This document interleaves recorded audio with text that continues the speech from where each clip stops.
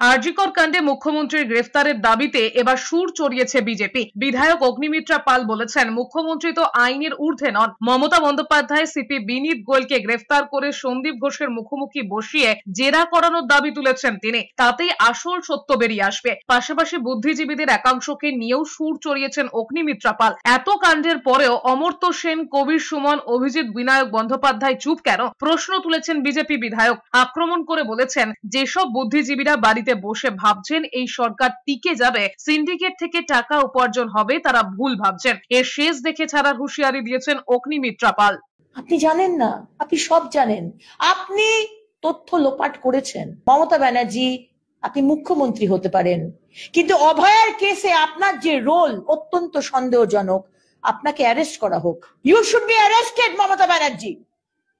You are not above the law. মুখ্যমন্ত্রী ভারতবর্ষের আইনের ওপর নন।